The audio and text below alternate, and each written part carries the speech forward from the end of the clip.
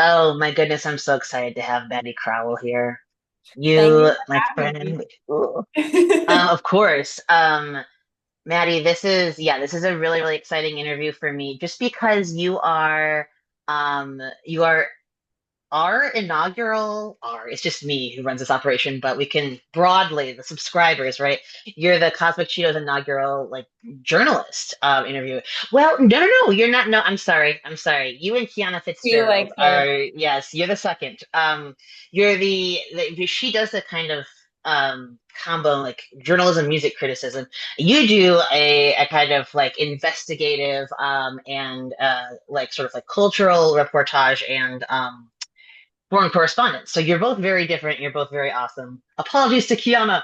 But yes, I'm so excited to have you on just because we go back a while. And I love your work and thank you for talking to I love your work. Thank you for having me. me.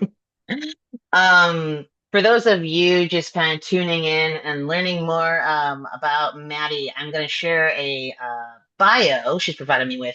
She's a freelance magazine journalist. She's based in New York City. Her work has appeared in the New York Times Magazine, Harper's, the Virginia Quarterly Review, and The Point, which is a magazine we both love, in particular, I'm sure. Um, Her story, The Great Divide, which we'll be talking about today, among many others, is about India's new railway into its disputed territory of Kashmir. And it was anthologized in the Best American, travel writing 2019. So get a copy of that, everybody. Um, Prior to moving to New York in 2016, you lived in New Delhi, India. We're definitely going to talk about this. And you interned at an Indian magazine. It's like kind of like the Indian Atlantic, right? Caravan. It's like the more sort of progressive, yeah, arts and ideas magazine. And so yeah, you interned in an Indian magazine called Caravan. You freelanced across the country. After that, you've reported around the world, including in Africa, Asia, and Europe. Um, I switched pronouns at some point. I'm not talking to you exclusively, Maddie. Your work has been supported by the Overseas Press Club, the Pulitzer Center on Crisis Reporting, the Heinrich Boll Stiftung. Um, that's cool. He's a short story was a short story writer, but also there's a journal. That's cool. Round to Earth Media, the Fund for Investigative Journalism, and the NYU Reporting Award. You're born and raised in Chicago, like me. You earned your BA from Carleton College, like me. You're studying political philosophy. And then, of course, you've got your MA from the Columbia University Graduate School of Journalism. All so exciting, fabulous. Maddie, there are so many questions I want to ask you. I wish I had this room for more than an hour. But I'm just gonna dive in with what I have written so far. Your so your journalism, like in particular, I'd say like your foreign correspondence, your global correspondence, it's so erudite, wide ranging, and really truly hard hitting. That my questions are actually gonna fall into two camps here. So it's gonna be like the first camp is like, how did you do it? Like, what was it like to do it that way? How did you do it? And then the second camp will be, what's your take? Because I think I really want you to be a talking head for a moment of some of these topics, just because like you have like a kind of first person experience that I think so few of us do, um, coming from the West with a lot of these global issues. So I'll begin with one in the first category. In 2014, as was mentioned in your bio, you interned for Caravan.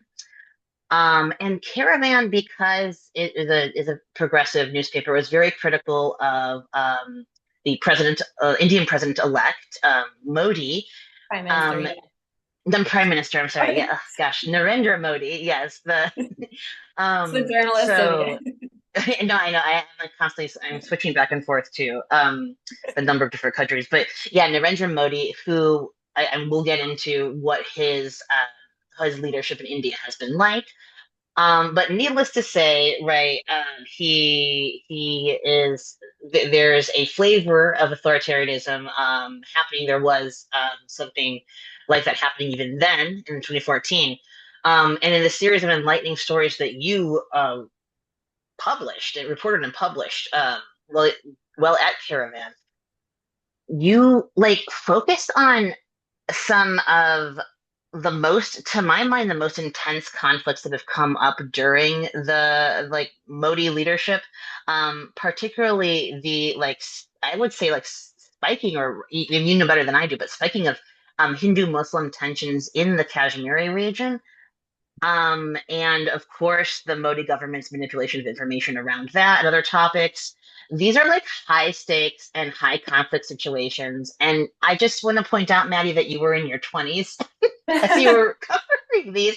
I just think I mean, it's incredible. Like you were kind of fresh out of Carleton. I know because we overlapped. And I'm so deeply curious how you got started on this beat in this work and what it was like, kind of watching those stories unfold from one to the next and being so young as you were doing it. Yeah, I think young or reckless, I don't know, there's like a fine line between the two. I took risks, I think back then that I maybe wouldn't take anymore. I don't know. But uh what was it like? Is that the sort of the question? Um well, so I moved to India right after college. Like I just wanted, I'd won this grant from the Overseas Press Club. It was not like a lot of money, but it was enough to kind of like give me a boost. And then I wanted to go, actually originally I wanted to go like somewhere in the Middle East. Like I was interested in conflict. Thankfulully a few different journal like I had the conversations with some seasoned like war correspondents who sort of talked me out of Iraq. But India was like really interesting place at the time. In 2014, Modi had just been elected. So I just wanted to be abroad. I think I didn't know necessarily why. But I just felt like I had limited exposure to the world growing up in Chicago, and I just kind of wanted to see like what was out there. And so moved to India. And yeah, it was, I mean, to answer the question, like it was a really, really interesting time to be there. There was sort of, and I've gone back a number of times. I haven't actually gone back since COVID. And I should sort of caveat say that like I haven't really looked into India in a while. So like all of my anything I will say is sort of outdated at this point. Because I sort of pivoted to like US coverage because there's some weird shit going on in this country. Um, but it wilder, I'd say, I could argue than like some of the wildest stuff I saw in India. But we could get into that. But yeah, I mean, I'd say like it was just the sort of political climate at the time when I moved there was, yeah, it was very, very tense. There was obviously like a ton of enthusiasm for Modi. And I think when I first moved there in 2014, there was like a big question of like, who is Narendra Modi? Like, I think the media was a little skeptical of him. Obviously, he had this like kind of I could say bad past with the RSS, which is this like very right-wing Hindu nationalist organization that's like affiliated with like violent um, like mobs that like attack ethnic minorities in India. Um, but there was also like at the time a kind of a big question. I think, India hadn't seen someone like Modi in a long time. So there was like a big question of like the sort of economic promise that he could maybe bring to the country. Like I think it was mixed when I first moved there. That was sort of the vibe. And I think and I only stayed till 2015 and then I went back like a bunch of times. And I think that like time has shown that like the question of which of these two Modis is he? Is he this Hindu right nationalist who's trying to bring India back to a state of Hindu right nationalism, or is he a global leader who's trying to bring like elevate India to the sort of world stage? Yes to both, but I think it became clear, at least in my opinion, that he's sort of more of the former. Yeah.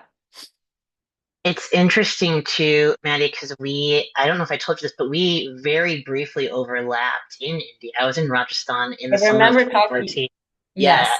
we talked about this. Yeah, and I nowhere near right as kind of keyed in, I think, to just because I wasn't like reporting to the political situation as you were, but definitely sensing like because I was at like a Hindi language learning program, because it was through the US Department of State, there was definitely like it was really interesting because you had a lot of older kind of like Brahmin caste families who were very there was like still like Raj loyalty in the Mhm. family, and yeah, it was so interesting kind of culture to see how like loyalty to the fallen British Raj and this sort of like Hindu nationalism were colliding, working actually.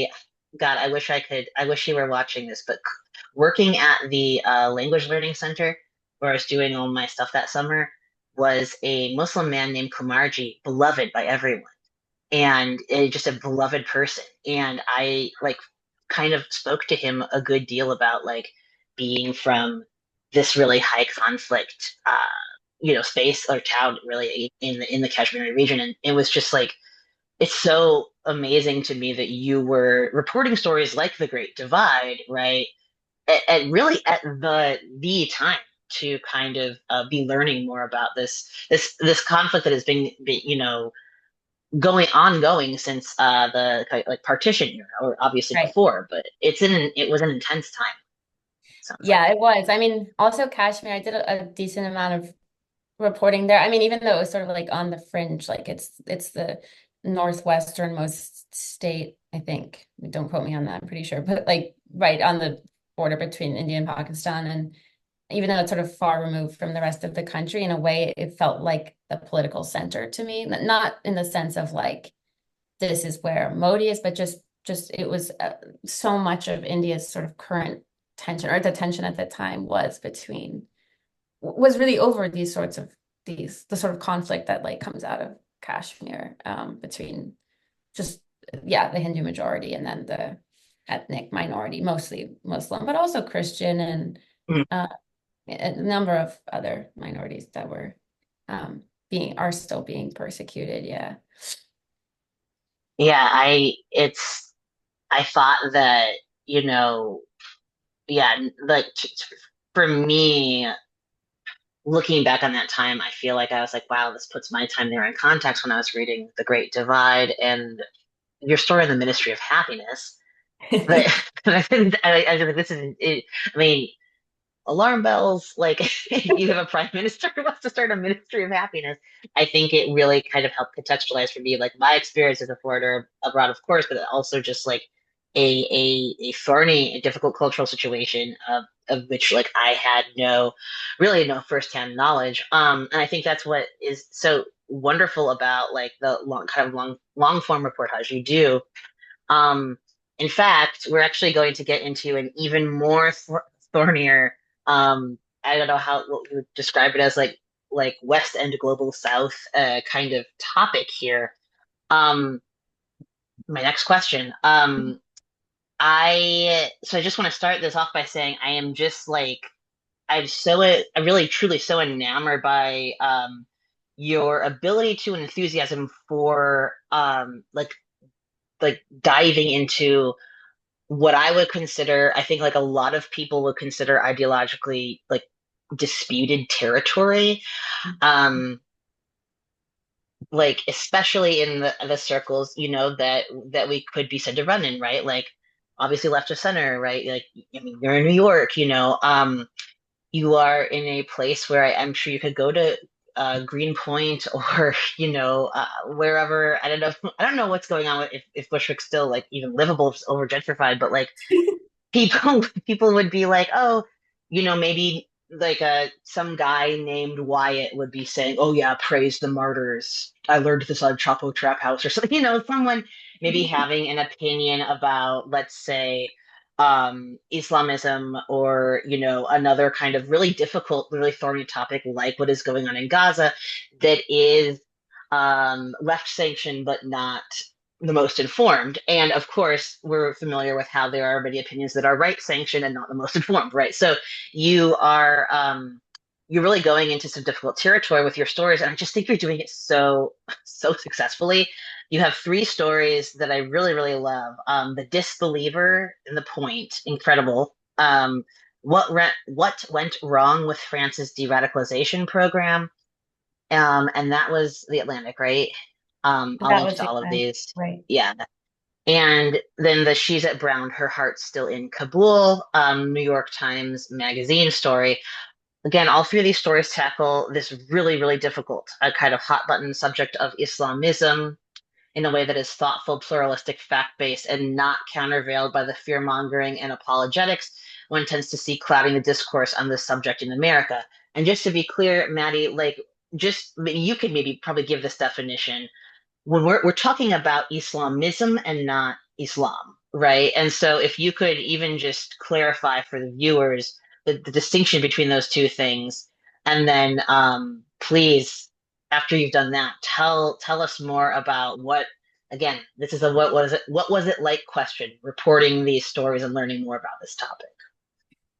Oh, that's such a big question. And it's really cool how you drew the link between those stories. In fact, sometimes I feel like I just sort of pick topics and don't really connect the dots, and you just connected the dots. So, yeah. Um, so, so I guess I should, again, with the caveat, like, so I started this sort of beat, not, and this is not my beat currently, but I was on this sort of like Islamism in the West, sort of trail. There was a big topic at the time in around 2017, which is when I did the Disbeliever, which mainly because of Syria, the Syria conflict, and sort of the mass influx of Syrian refugees, mostly into Europe. And there was sort of a big question at the time. And like you said, yeah, I think the big question at the time was like, is Islam compatible with Western democracy? This is like really, really, really oversimplifying. But and obviously like there were two sides to that question, like the left and the right, the right being like no, um, the left being like yes. And I think that I was interested. I don't really approach like articles from either side. Like I'm interested in both. And so I think when I was doing the Disbeliever, so the Disbeliever is about like it's a profile of this guy Hamid Abdel Samed, who was this former like Islamist, like Muslim Brotherhood radical who grew up in Egypt, who had sort of been really deep in the trenches in like Islamism, and then began questioning and speaking out against Islam, and was basically issued a death warrant by I don't remember who, some sort of radical imam, and then he like was smuggled out of the country into Germany, where he then was met with, he was sort of like welcomed and like embraced by the German far right, the AfD, which then like led to sort of like chain of reaction like events that like made him sort of spurned by the left naturally. And so I thought this is a really interesting figure. Like who is this guy, right? And he kind of rejected both sides, and I think and so that sort of intrigued me, sort of just trying to understand like who is he and where does he fit into this discourse. And I wasn't interested so much in, I was interested in like what he unveiled on both sides, right? And trying to show that to readers, like here's this sort of like polarizing reactionary figure. Um, and yeah.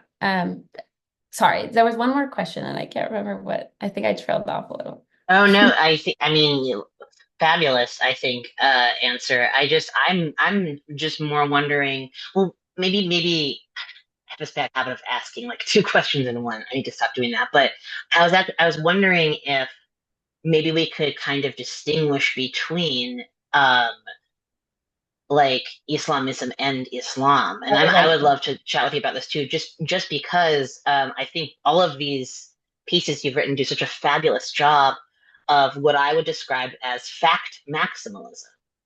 So like yeah, step I one, want to know, not I want to know two things. I want to know how you would distinguish, and I also want to know what yeah, fact maximalism is. But I guess what I would yes. say is Go ahead. Yeah. Islam is the religion.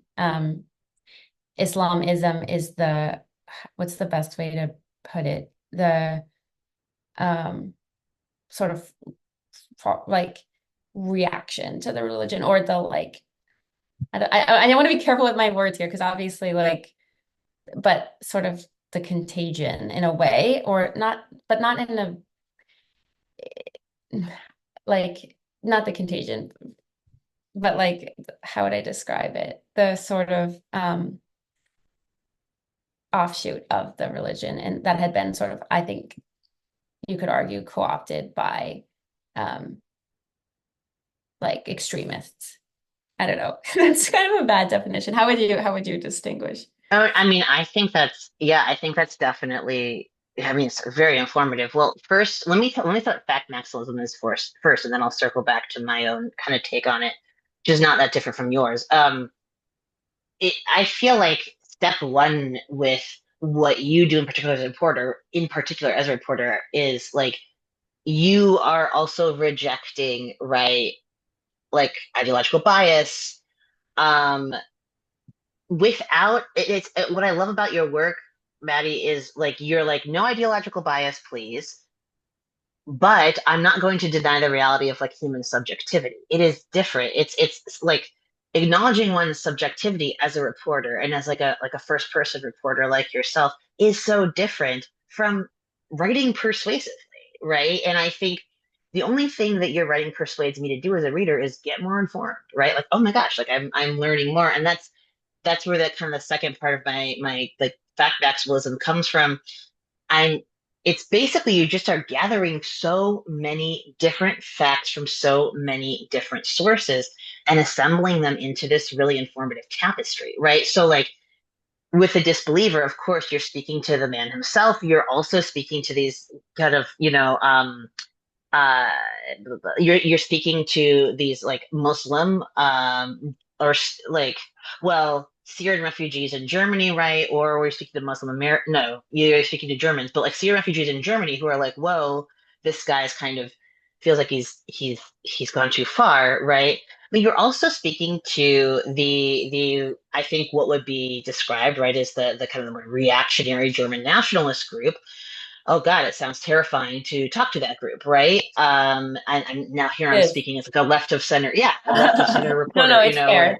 Yeah, I did go yeah, to the AfD headquarters and I was like, this is, I didn't know that Germany had this, could have this.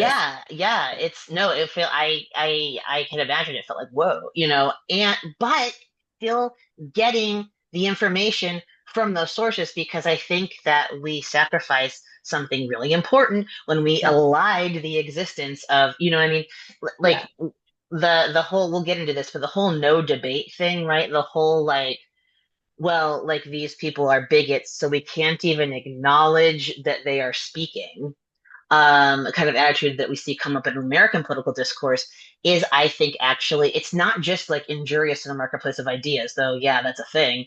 It's also like, I think, like, there is a safety and an intellectual rigor and like a kindness and civility in discourse and an empathy in discourse that can kind of come out that is shut down, and then violence can surge, and that's where we're kind of, if that gets shut down, then we're in a problem, and that's yeah. where I think Islamism comes from. So yeah, obviously, like, Islam is, just what you said, right? It is another one of the, very like beautiful, meaningful world religions. Like the medieval Islamic Caliphate was responsible for like so much of actually what the West really treasures in terms of like thought and ideas and just like art and science and Avicenna. Like, I mean, God, we there's so much from Islam that is, I think, in the West, it really beautifully.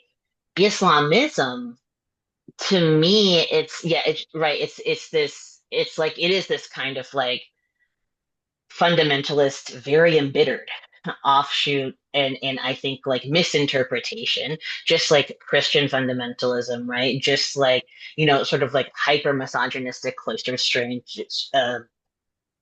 sectors of like you could describe like Jewish fundamentalism, right?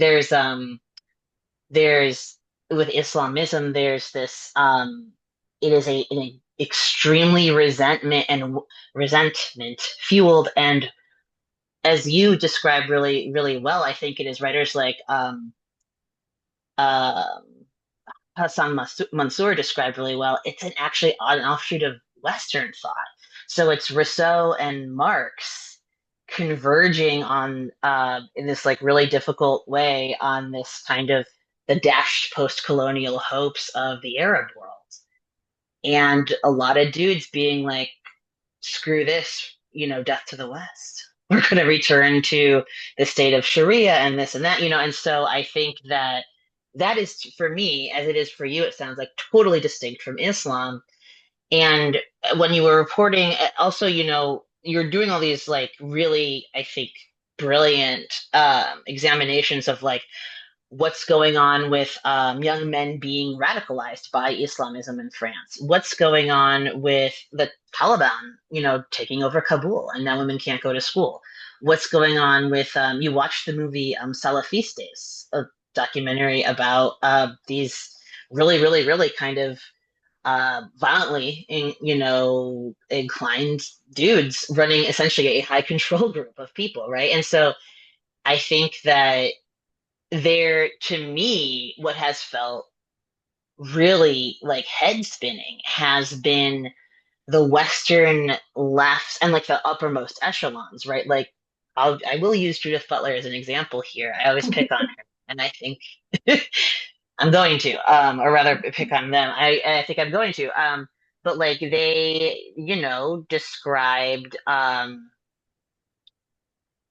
Hamas as an anti-imperial effort that is deserving of the left's support, and they did this in like the late '90s or early 2000s, and it's just like it's a big statement that has, frankly, I have spoken to a lot of Middle Eastern folks in academia whom that angers. They're like, "Are you kidding me?"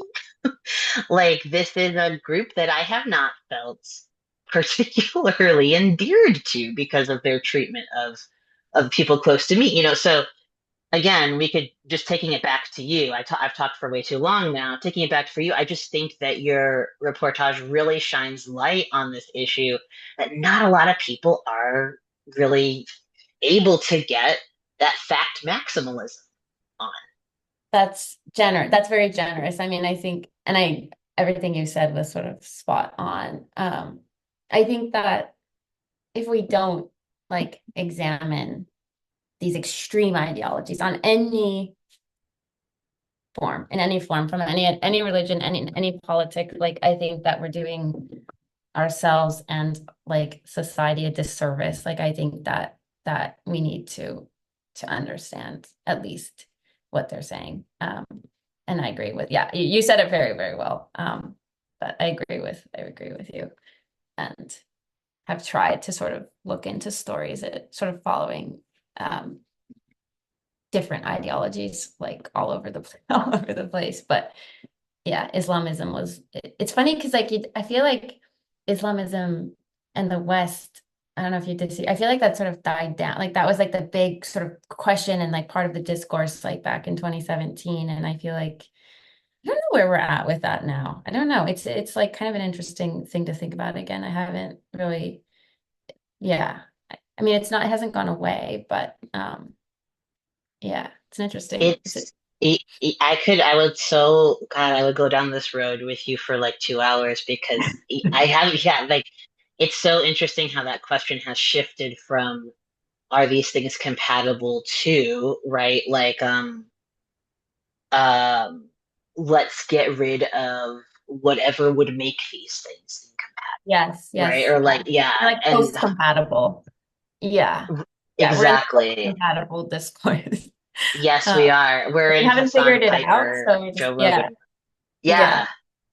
No, totally. Yeah, we're like this is well, sorry. It's there's so much there, but I will just say I will link to all those stories and I will just say that like please, rather than listening to I don't think people who, subscribe to me would listen to Joe Rogan or Hassan Piker. Maybe I do have some overlap, and that's great too. That's fine. But I would say rather than listen to a man yelling about these things, please read Maddy Crowell's reportage on this because it is more informative.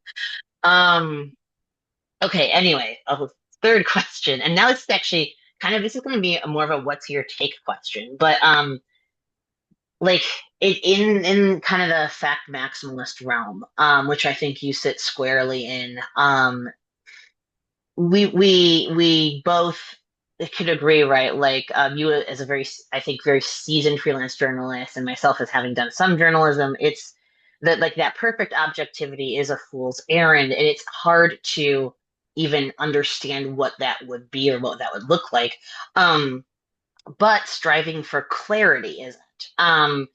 And like yeah, like you could just as easily substitute like the terms like lack of bias or something, right? Like I think that to me, it's about like good journalism and especially good first person journalism. It is about clarity. And I'm wondering if you could just like talk more about like what this means to you, what your take is on like clarity versus like persuasive journalism or like fact adjacent or tr post truth. We could go on and on Yeah. about what's been said on that, but like what do you think that looks like? What do you think like clarity in good first person journalism? That is just such an interesting question. Something I think about a lot, actually, and something that like John and I fight about a lot because he's like in the fully camped himself in like clarity or like beauty, clarity, truth camp. Like I don't know if you read or saw the play Lifespan of a Fact. Are you familiar with this? But this sort of like gets into this whole thing. Yes. It's really good. Yeah, I've And read the book. I haven't seen the play though. I would love to see I saw was it Radcliffe. Radcliffe? Yeah, in New York. It was so fun. So I mean, so I think that fiction writing aspires to truth or clarity. Like I think that that's the goal. I think that Mm, really, really beautiful piece of fiction can be so truthful. Um, in like the capital T, like most like truest form of the word truth. Um, I and I also I think it's really interesting because like when you're thinking about so I worked as a fact checker for the New York Times Magazine for a long time, and so I like very staunchly like believe in fact-based journalism. Like I think that it's important to get things like factually accurate, even if you're compromising some of the like there have been these like scandals like in the magazine world from time to time. I forget the guy's name. There was one big one. There were a couple of big ones where Even like Glass, the huge one. I remember his I'm forgetting the guy's my memory is what just else? shocking days, but like it basically he had like embellished facts and it turned like into or I think even like In Cold Blood I think has been accused of this. One of the most I think beautiful books of Yeah. nonfiction out there, but then like obviously came out later that there was sort of a scandal that like the that the a lot of the facts have been embellished or were not like and I'm on the camp of like I want to know the exact like cloth that you're describing. Like I want the cloth on the couch to be correct. Like I think Hmm. that I think that journalists like really, really do need to be factually accurate in order to have any kind of credibility. Um, but where those two things like I think merge is really, really rare and hard to pull off. And I think that like only like the most best writers out there can kind of bring the two together where you are able to summon this like feeling of like you're reading, a great work of fiction, but everything is factually accurate. Does does that answer the question or is It absolutely does. Though I do have a follow-up question. Can you tell me you can more push back. about what?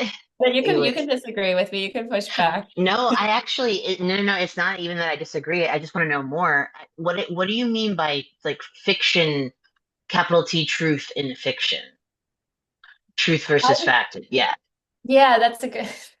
Now we're getting into like, well, you have a philosophy background, so I mean, I think that that that that like writers, creators, artists, like you can reach a lot like an elevated, almost like spiritual like level of like beauty with the work that I'm gonna say that you do, like because you're a fiction writer, and I think I wish I could do that, but I can't. But I think that like something can feel very true even if it's not necessarily real.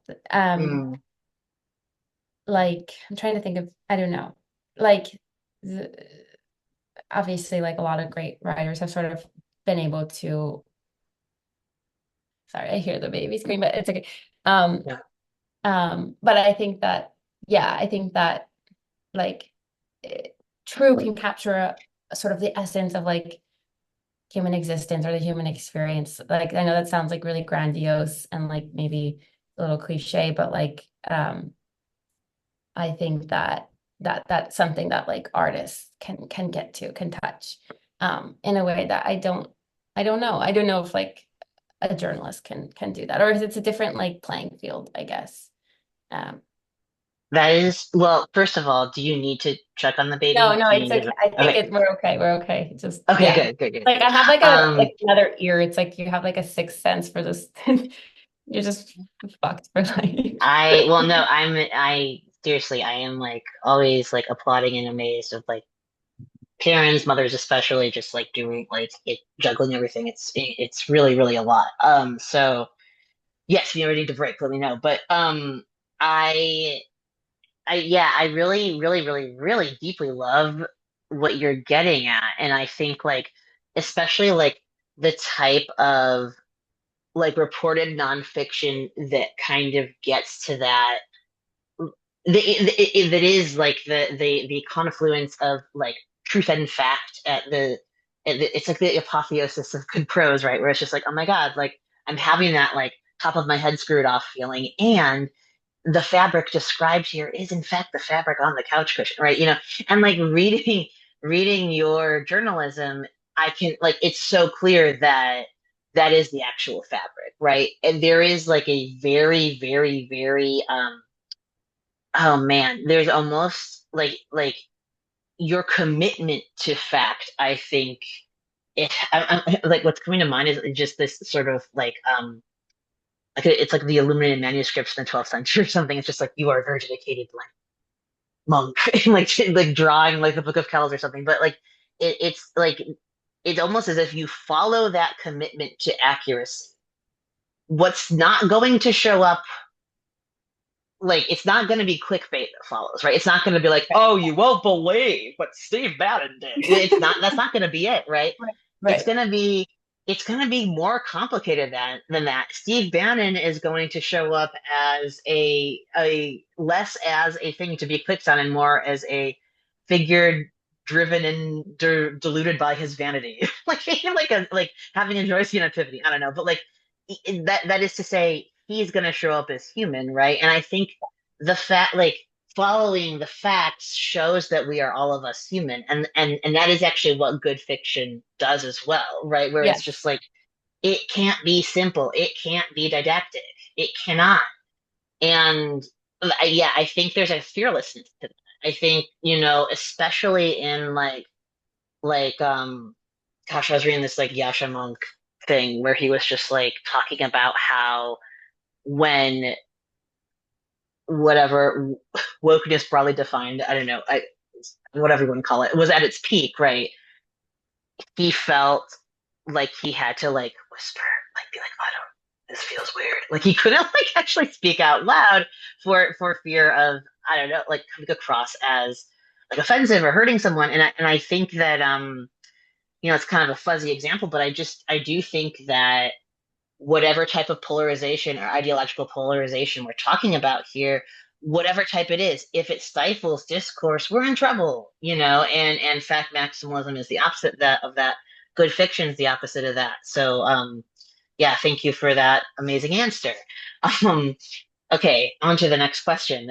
If you feel good, I really appreciate that a lot, what you said there. On to the next question. This is another what was it like question. Do oh my God. No, I'm sorry. It's a what's your take question, Maddie. My Um, favorite. it's your favorite yeah, and full disclosure, Maddie's husband, John Baskin, is the editor-in-chief of The Point magazine. So we talk about The Point a lot, and all three of us do have philosophy background. So, if I ask you a question like, what do you think the role of the journalist is in liberal society? What is journalism for? Know that I'm gently I'm gently making light of, and also definitely not making light of the really amazing way the Point covers a lot of this stuff. Um, but it is a philosophical question, and it is about it is just that, right? Like, what do you think like rigorous independent journalism is supposed to be about nowadays? you've reported on like, like as we said, the Indian Ministry of Happiness, these colonial anti-sedition laws, which are so dangerous. All these kinds of, like ways, I guess, that like facts and information discourse have been stifled around the globe. And we've also talked about the kind of no debate illiberalism that will show up here on really on absolutely on both sides of the trenches. So like how does a journalist fit in here? Like how do you see yourself fitting in? How do you see just like independent journalism fitting in at all? How many years do we have to answer this question? I mean, I love this question, obviously. Um, I think it's interesting that you distinguish between like the role of the journalist in a liberal democracy versus illiberal. Because I think like obviously there's an obvious answer. If you're living in an illiberal regime, like the role of the journalist, I think, is quite straightforward. And like, sorry to be like grandiose, but it's just like holding truth to power, right? Like trying to cover what like the Ayatollah is not letting you cover, right? Or like trying to bring some truth to like the sort of ways in which those in power are like corrupting and manipulating and hurting their citizens. Like, not to say that that isn't the role of the journalist in our society, like in a more liberal regime, but I think that like when the press is like more free, I'm going to get attacked for saying the press is totally free, but when the press is like more free, um, then I think that the question changes a little bit. Not that we don't need our like Mark Mazzettis and our I don't know, Maggie Habermans or whatever, like and the people that are like doggedly covering like everything Trump's doing, saying, moving, speaking, whatever. Um, and Biden. I mean, I think that like whoever is in power needs to be covered. That's just not sort of the sort of journalism I'm interested in, like per se. I mean, I'm interested in like the offshoots of power. I'm not interested in like being at like the ground on the grounds of the White House or whatever. Um, so I think that like to me, and I don't really do criticism, but like I would say I'm like criticism adjacent in the sense that like as we've talked about today, and I think like as you've like really aptly connected the dots, like I think um to me, I think a journalist in a liberal regime is there to sort of like challenge readers and make people feel a little uncomfortable and to question their own biases and their own ideologies. And by doing that, by like, looking at both sides or looking into like maybe from more of a sympathetic lens, like who the ideological like enemy is. And and then obviously also I think like yeah, and so I've sort of like tried to do that, not necessarily from like a entirely biased, like I'm not writing criticism or like persuasive essays, but like I do think I try to be sort of as like thorough and sensitive on both sides as I can, and like I want the reader to come out of the piece like genuinely perplexed, like not knowing whose side they're on and what they think. I don't always pull that off. I think that's really, really hard to pull off, but I think that that's sort of the aspiration. Um, and then obviously, yes, also reaching that like capital T truth, like to like the sort of like quality of writing and thinking and sort of like elevated level of very and yeah. But I think that that's sort of how I would describe it. Yeah. I love that. And God, it's yeah, it's like how many years do I have to respond to that fantastic answer? The answer is Think too, no right? I mean, I years. think yeah, I think like yeah, I mean the journalist, like the role of the journalist today versus 2016 in America, has it changed? I don't know. It's an interesting question. Like I don't know. I think the journalist also has to evolve as society evolves, um but yeah, yeah. I don't know. Well, you Talk to me in a so year, maybe I'll change my what you said though, I don't know, Maddie, really made me think of the final scene in Searching Towards Bethlehem. Mm. which, for those who haven't read it, it is like Joan Didion is watching, like children are taking LSD, children under the age of 10 are taking LSD with their parents in Haight-Ashbury. And, kind of like that moment, also like the Pulitzer winning photo of the starving, it was a Ghanaian or Eritrean child, the starving Ethiopia, or I can't remember the name of the Yemen, country, but it was say again, sorry, was Yemeni. it Yemen? Was it? Maybe it was a Yemeni child. It was like it was a, but yeah, it was a starving child. That yeah, as you know, I'll fact check it later. But the Pulitzer winning photograph that he then killed himself over because of he was there's so much agitation. Like, why didn't you not get involved? You're photographing this starving child. But yeah, so like it's that as you were speaking, right, I'm thinking of these moments in journalism, these famous moments in journalism where the journalist is capturing very effectively something that is very sort of like disturbing, I think, to the soul of the reader or the viewer. And the response, of course, right, like of like, wow, why wouldn't you intervene? Why did you stay at back? Like, why did you remain a bystander and just like capture this photo, or why did you just like write about these kids taking acid? And it made me like something you said really made me think about these moments because you're talking about right like holding truth to power and holding, i.e., holding a mirror to power, right? And I'm thinking about how the journalist is never completely a bystander, right? Like in reporting and observing and gathering the facts and documenting them, the journalist is not sitting this one out. But the question, of course, when you bring up like, is it different now than in 2016, right? Is Trump 2 journalism different than Trump 1 journalism? What's going on with authoritarianism around the world? It's like journalism, the journalism you and I are talking about here, the journalism you do, I think, is a really radical type of harm reduction. And I wonder about these moments where like the journalist's involvement is demanded in a different way, right? Where it's like, no, like get involved, like do the thing.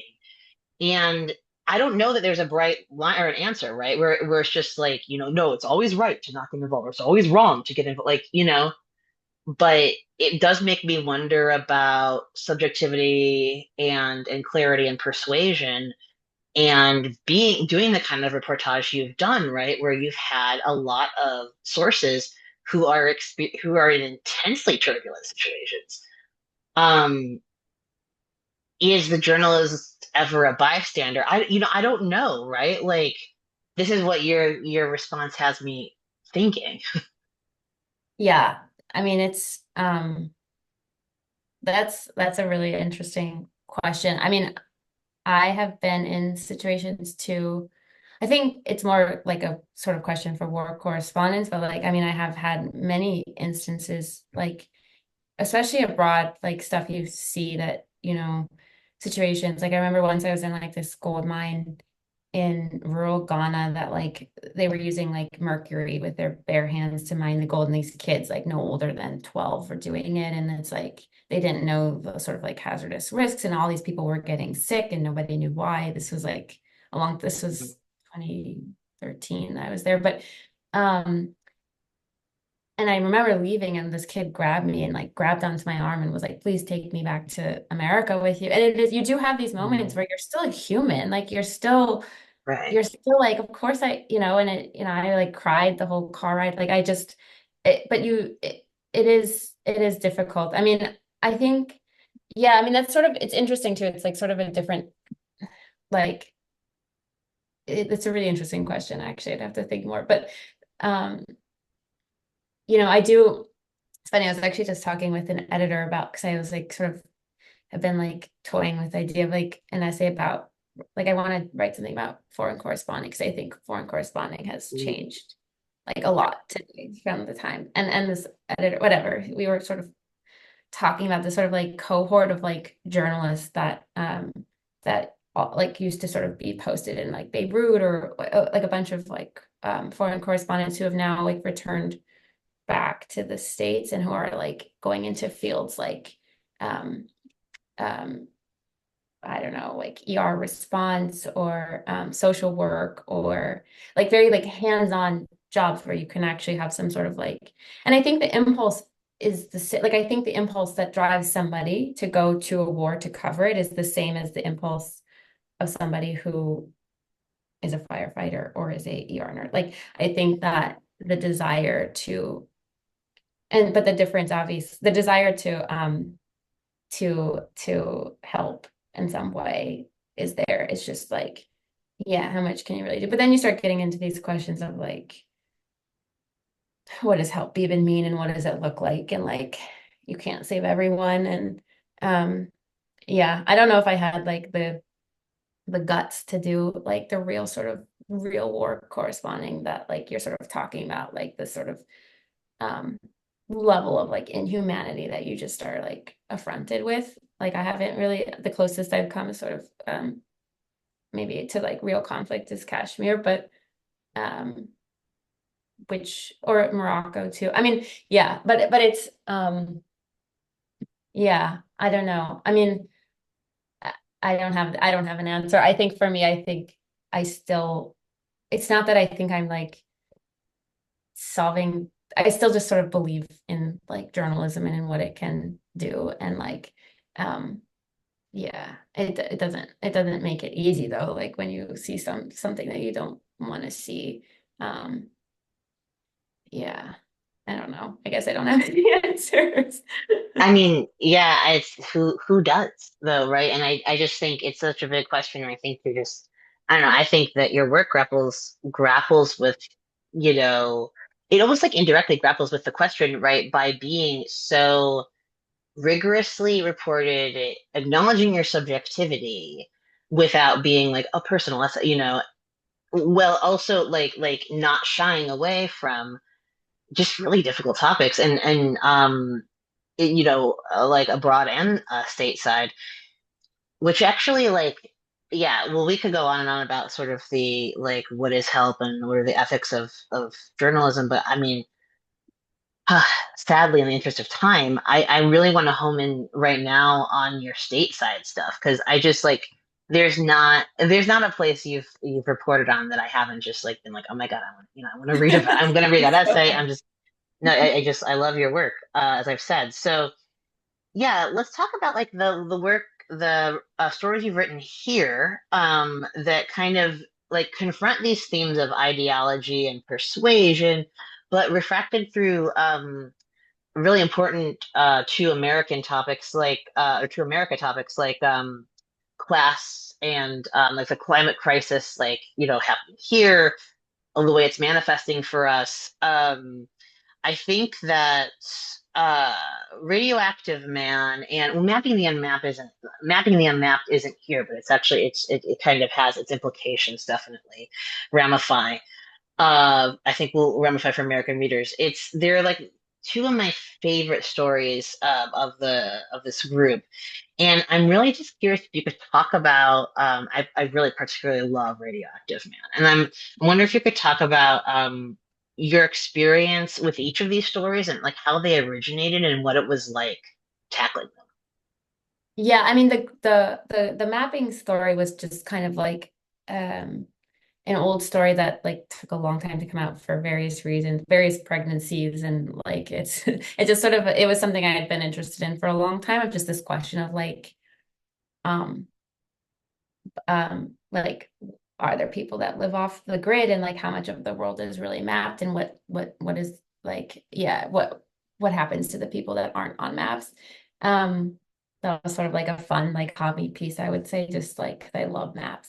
But Radioactive Man was like um a really difficult piece to write. Like it was so hard to figure out what the story was, to be honest. Like I started out that piece like like years ago, literally.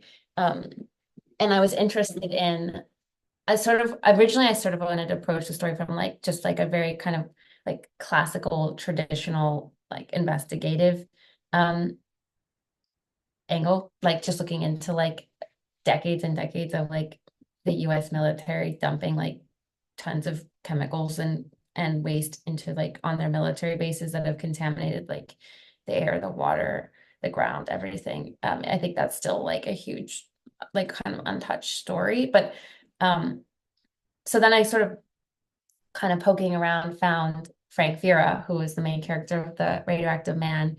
And like he basically like as you read, like he's a veteran who had been stationed out in California, like at George Air Force Base back in like the 70s, and he claims that he was like poisoned by radioactive like material. And so I thought, okay, he's the sort of perfect character to like get into this whole topic. But then as I sort of got deeper in, as I got to know him and as I got to sort of see his like personal life, I realized he's also a massive conspiracy theorist. And that was sort of like, I talk about ethics in journalism. I was like, shit, like my main source is also a conspiracy theorist. So what do I do with this? Um, and so I was really, I think the piece like became like, I think what I really am interested in with this piece was like it sort of became like almost like a psychoanalytic look at like Frank and why he went from being this like Kennedy loving Democrat who was like literally signed up to go to Vietnam at a time when everyone was burning their draft cards to being this recluse like in Central California who like worships Trump and Bannon and like believes that like vaccines are like secret government implantations of like drugs and like kind of wild fringe theories. um but also like had been through something really really real, at least for him. And I don't know where I land on like how much was true or not true of his story, but like I believed him and I felt for him and I really care about him and I like we're still in touch.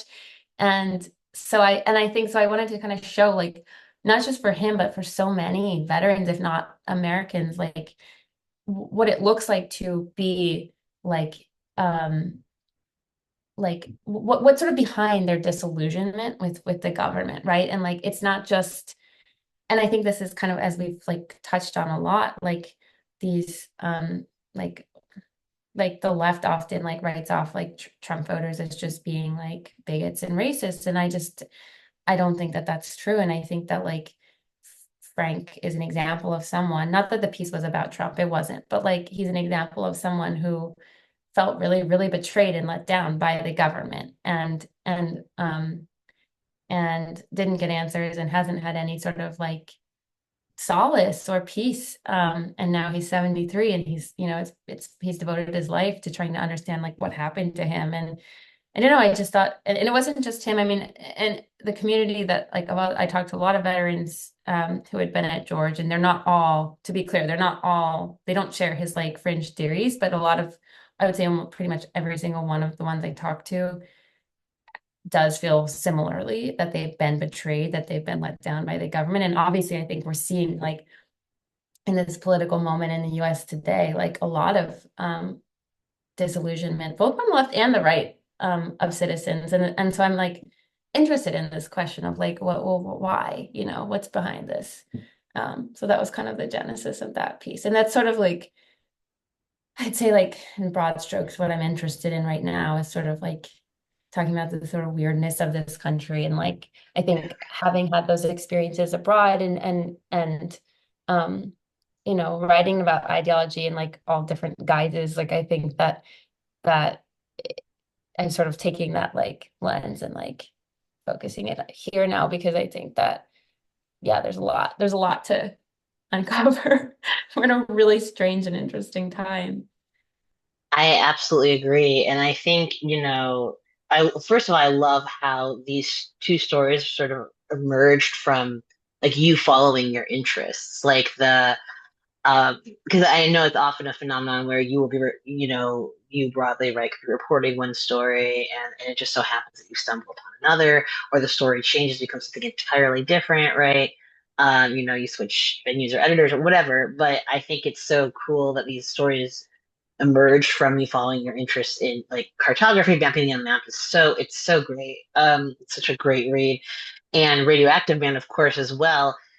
Frank Vere is a phenomenal example of a real life human being who's rendered as a really compelling main character too. And that's something that long form journalism I think has in common with fiction.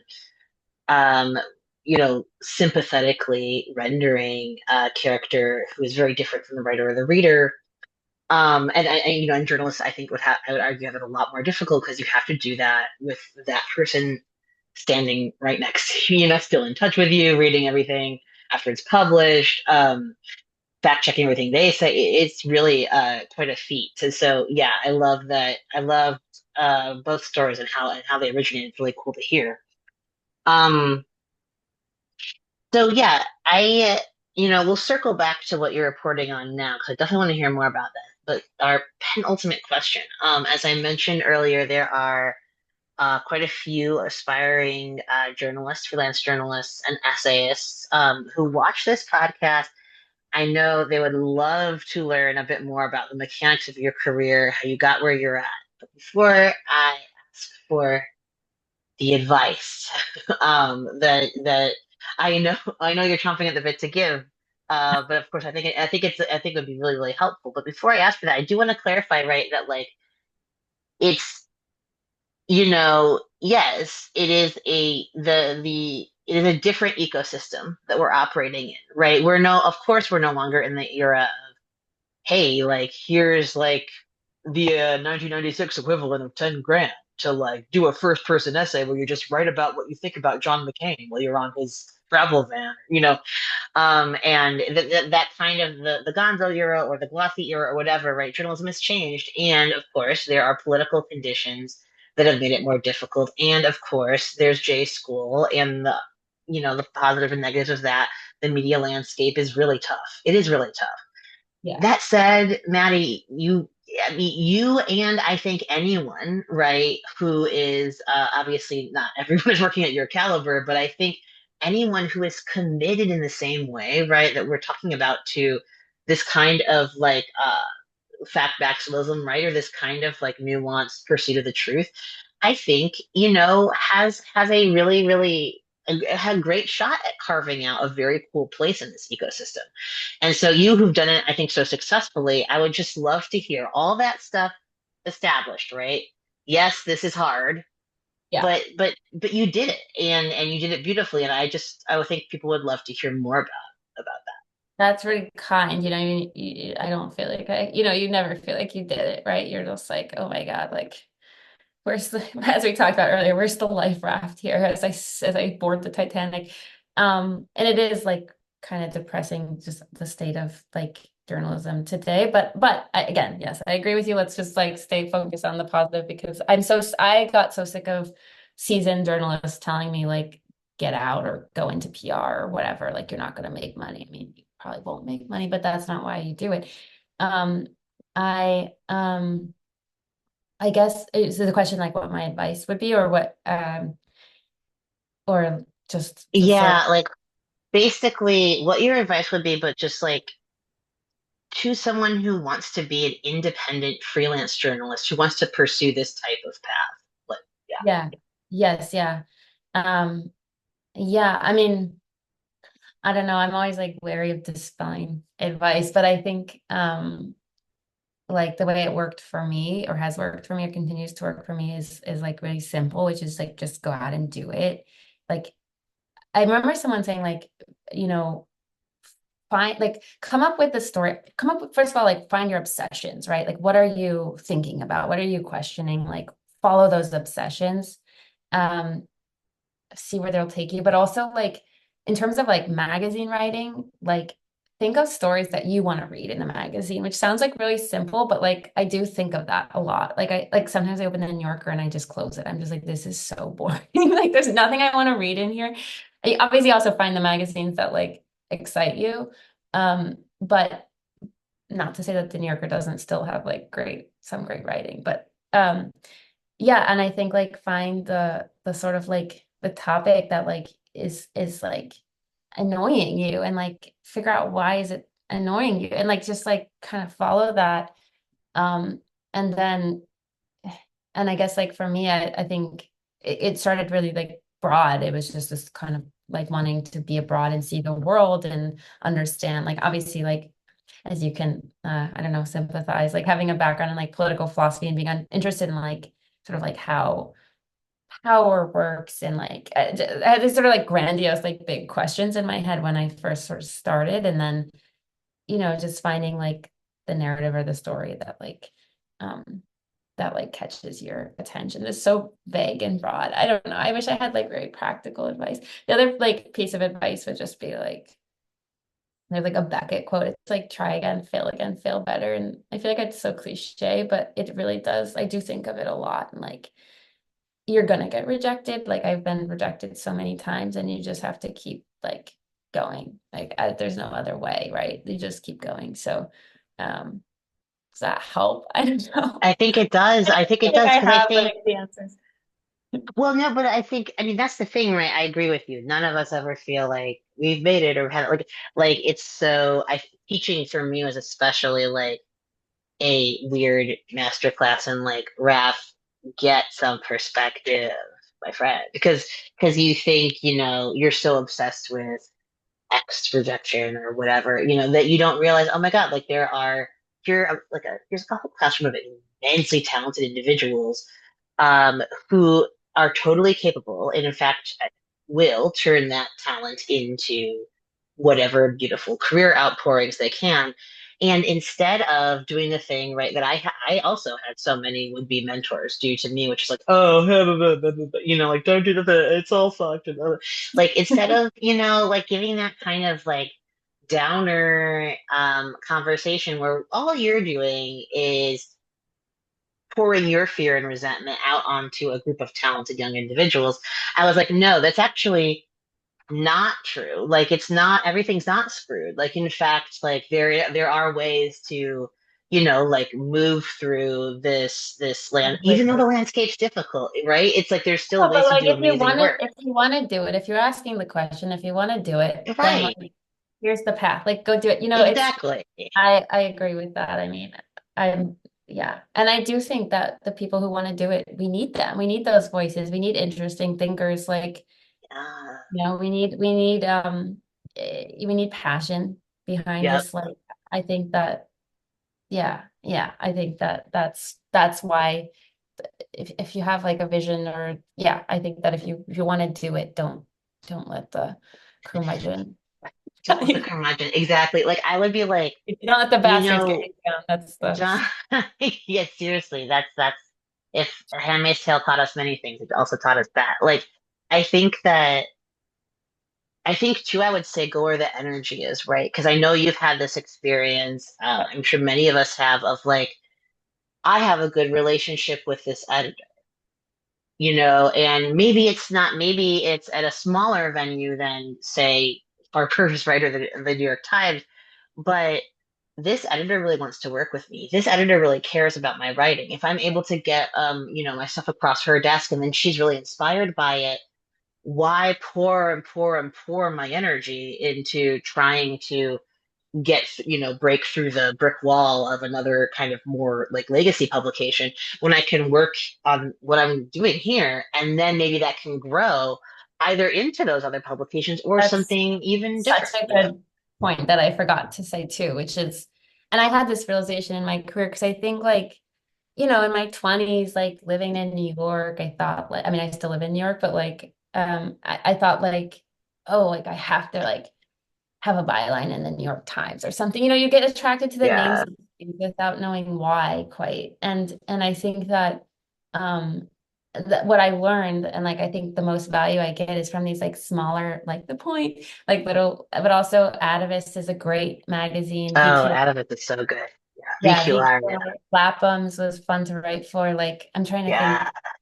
the other ones. But yeah, the smaller like lit mags are doing such interesting writing. I think way more interesting than like the New York Times Magazine and like Oh, me in trouble with it. But like it's and I think that that not only can you get like recognized by the bigger places by writing for the smaller places, but you just have like a more wholesome and interesting and like handheld experience that is also like will make the piece far more interesting because the big places are just they're either so focused on like getting out their big like I don't know, DC story, but they're also like they don't treat you like you're dispensable and for a long time for them. So Well, totally. And then like it's almost what I found is it's like, okay, it's so much better to have that nurturing smaller place experience before the big place experience because the big place experience is the big, it is the big place, right? And it's great for the reasons that it's great, right? But it's also like just as you said, it's not going to be where the editor's like, hey, like we're going back and forth, or like, and I think that I've definitely had that feeling too of like, oh, I need to like get the byline and do the thing. I really had it intensely in I wasn't in New York, so what does that say about me? But I was like, blah, blah, blah, around that, and it did not help my sanity, and it makes you feel like you're failing at something that's not you're not failing. That's not happening. yes. So Yeah, no, yeah. it's such a cool experience. Like I remember my Atavist editor, like I remember hanging up the phone and like looking and we had spoken for like 2.5 hours and it was just like we were just Mm, talking about the structure and the story and talking about this. Like it was like we were just talking through the story in a way that yeah, like you don't get in the big places. Like you'll get maybe 30 minutes. Like they just expect you to be at that level. Like they expect you to know how to write a story, and most of the writers do. And like, but eh, I think the piece is better off when you have that level of attention and time. Yeah. definitely, definitely. Um, yeah, this is my very last question. I think that's excellent advice. I think you should definitely give advice because it's excellent advice. Um, so you just got back from a reporting trip, and I am so curious if you would be willing to give us a very quick window into what you are working on currently. I don't usually like do this, and I hate when journalists do this, but like I can't say very much right now That's totally um fair. just because yeah, I don't want to give away too it's a story about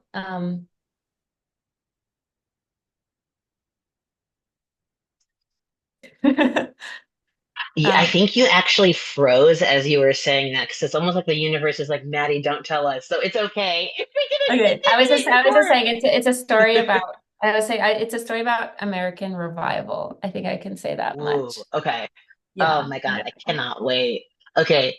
Well, I that's hate journalists are like, I can't tell you what I'm working on, but I just, yeah, for just various reasons, it's but I have totally a fine. couple of other like weird fun ones that are like I'm working on this fun piece for a magazine that's like it's going to appear on soap dispensers. It's called, I think it's called Soap Magazine, but it's about like this abandoned house in Brooklyn Heights, where I live, which like is like sitting on like a 10-15 million dollar lot, and it's just like in ruins. Whoa. Yeah. And it's been in Oh my ruins for God.